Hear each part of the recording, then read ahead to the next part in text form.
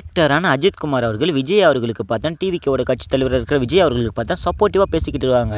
So இதுதான் பார்த்தா உலகம் எங்கிலும் பார்த்தா செம்ம வைரலாக பார்த்தா போய்கிட்டு இருக்கு. அதுக்கு ஒரு முக்கியமான காரணம் என்னென்னா கரூரில் நடந்த இன்சிடென்ட்டை சொல்லலாம். கரூரில் நடந்த கூட்ட நெரிசலுக்கு பார்த்தா விஜய் அவர்களுக்கு சப்போர்ட்டிவாக பார்த்தா பேசிக்கிட்டு இருக்காங்க.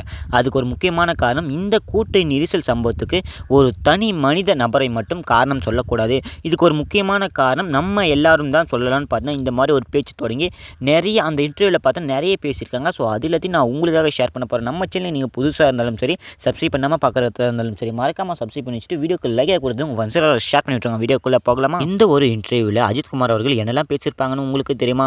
ஸோ யாருக்குமே சப்போர்ட் பண்ணாமல் ஸோ அங்கே இருந்து வந்த அதிகாரிகளும் சரி, ஸோ இங்கே இருந்து விஜய் அவர்களுக்கு போராட்டம் பண்ணாங்க. ஸோ அவங்களுக்கும் சரி யாருக்குமே பார்த்தா சப்போர்ட்டிவாக பேசாமல் பார்த்தா ஒரு நடுநிலையாக நின்று ஒரு சரியான பதிலை பார்த்து சொல்லியிருப்பாங்க. ஸோ இந்த மாதிரி ஒரு பதிலை சொன்னதால் பார்த்தா இரண்டு பக்கமும் பார்த்தா ஒரு தரமான ஆதரவு பார்த்தா வந்துக்கிட்டு இருக்கு. விஜய் ரசிகர்கள் இங்கே தான் ஒரு ட்விஸ்ட்டை பார்த்தா வச்சுருக்காங்க.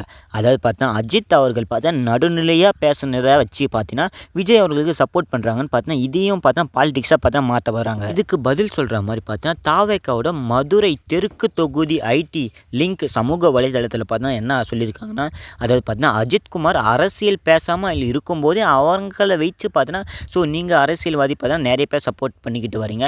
ஸோ ஆனால் அவங்க அரசியல் பேசினா இதுக்கு ஒரு முற்றுப்புள்ளி வச்சுருவாங்கன்னு சொல்கிற விதமாக பார்த்து சொல்லி வச்சுருப்பாங்க. அரசியலுக்கு அப்பாற்பட்டவங்கள ஸோ அரசியலே வேண்டாம்னு சொல்லிட்டு தனியாக ஒதுக்குறவங்கள பார்த்தீங்கன்னா ஸோ நீங்கள் இந்த மாதிரிலாம் பேசக்கூடாது, அவங்கள இழுத்து வச்சு இந்த மாதிரி அணுகுமுறை பண்ணுறதால பார்த்தீங்கன்னா அவங்களுக்கு இன்னும் பார்த்தா ப்ரெஷர் வர்றது இல்லாமல் பார்த்தீங்கன்னா ஸோ இது அவங்களுக்கு நல்லது இல்லைன்னு பார்த்தீங்கன்னா பேசியிருக்காங்க. நீங்கள் ஒரு ஆக்டராக இருந்து நீங்கள் அரசியல் பேச வந்தீங்கன்னா ஸோ உங்களுடைய லைஃபே பார்த்தீங்கன்னா ஒரு டேமேஜ் கிரிட்டிக்கல் சுச்சுவேஷனுக்கு பார்த்தீங்கன்னா போகிறதுக்கு வாய்ப்பு இருக்குன்னு பார்த்தீங்கன்னா சொல்லியிருக்காங்க. தாவேக்காவோட மாநில சமூக ஊடக இணை ஒருங்கிணைப்பாளர் ராம்குமார் அவங்க பார்த்தீங்கன்னா ஸோ இந்த ஒரு இன்சிடெண்ட்டுக்கு என்ன சொல்லியிருக்காங்கன்னா திமுக அவங்க மேலே இப்போ டிஎம்கே மேலே பார்த்தீங்கன்னா ஸோ அவங்க தான் இதுக்கெல்லாம் காரணம் பார்த்தீங்கன்னா அந்த மாதிரி ஒரு தாக்குதலை நேரடியான தாக்குதலை பார்த்தா பதிவு செஞ்சுருக்காங்க. இதுக்கப்புறம் என்ன ஸோ தாவேக்காவோட மாணவரணி வன சென்னை தெற்கு துணை அமைப்பாளராக இருந்துக்கிட்டு இருக்கிற பிரேம்குமார் மூர்த்தி அவங்க என்ன சொல்லியிருக்காங்கன்னா ஸோ இந்த மாதிரி ஒரு துயரமான நிலையில் இருந்துக்கிட்டு இருக்கும் நேரத்தில் பார்த்தா தமிழக மக்களுக்கும் சரி ஸோ இந்த மாதிரி ஒரு குரல் கொடுத்ததுக்கு அஜித்குமார் அவர்களுக்கு மிகப்பெரிய நன்றி நாங்கள் சொல்லிக்கிறோன்னு பார்த்தா எங்களுடைய சார்பிலேருந்து தமிழக மாணவர்கள் கழகத்திலேருந்து பார்த்தா நாங்கள் சொல்லிக்கிறோன்னு பார்த்தா சொல்லியிருக்காங்க. அவங்க ஒரு நடிகராக இருந்து மட்டும் அந்த ஒரு இன்டர்வியூவில் பேசியிருக்க மாட்டாங்க. ஒரு சகோதரனா ஸோ இறந்தவங்க குடும்பத்தில் இருக்கிற ஒரு சகோதரனா எந்த மாதிரி நிலைமையில் இருந்து பேச முடியுமோ ஸோ ஒரு இறுக்கமுள்ள மூத்த சகோதரனா பார்த்தா பேசியிருப்பாங்கன்னு பார்த்தா சொல்லியிருக்காங்க. தவறு ஒரு தனி மனித நபரிடம் மட்டுமல்ல ஸோ நம்ம எல்லாரும் தான் அனைவரும் ஸோ இதை பார்த்தா நினைவூட்ட வேண்டும். இந்த ஒரு இன்சிடெண்ட்டை வச்சு மிகப்பெரிய ஒரு மதிப்பில் இருக்கிற ஒரு மனுஷனை பார்த்தா எடை போட முடியாதுன்னு பார்த்தா அவங்க சொல்லியிருப்பாங்க. ஸோ இது ஒரு வேதனையான உண்மையை அவங்க பார்த்தா பேசியிருப்பாங்க. ஒரு மனிதனோட வாழ்க்கையை மதிப்பை பார்த்தா மறந்து விட்டு பேசுகிறீங்கன்னு பார்த்தா சொல்லியிருப்பாரு. இப்போ ரசிகர் போட்டிகளை கடந்து செல்லும் ஒரு தருணம்னு பார்த்தா சொல்லியிருப்பாங்க. ஏன்னா உங்களுக்கே தெரியும், இதுக்கு முன்னாடி பார்த்தா ஒரு ஆக்டராக இருந்திருப்பாங்க விஜய் அவர்கள். இப்போ பார்த்தா ஒரு பொலிட்டீஷியனாக பார்த்தா இருக்க போகிறாங்க.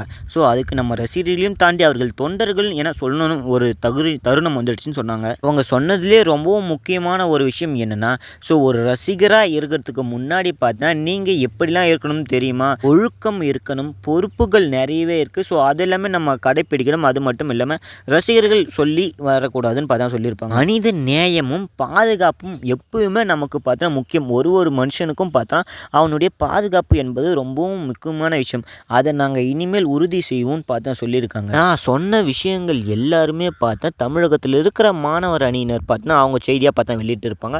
இப்போ அஜித் அவர்கள் என்ன இன்சிடெண்ட்டை பற்றி பேசியிருக்காங்க, இந்த ஒரு இன்சிடெண்ட்டை பற்றி என்ன பேசியிருக்காங்கன்னு நான் சொல்கிறேன். ஆங்கிலம் அதாவது பார்த்தீங்கன்னா ஒரு இங்கிலீஷ் பேட்டியை பார்த்தீங்கன்னா ஒன்று கொடுத்துருப்பாங்க. அதாவது என்ன அஜித்குமார் அவங்க என்ன சொல்லியிருக்காங்கன்னா கரூரில் நடந்த இன்சிடெண்ட்டால் தமிழகத்தில் மிகப்பெரிய மாற்றங்கள் பல விஷயங்கள் பார்த்தா நடந்துக்கிட்டு இருக்குன்னு சொல்லியிருக்காங்க.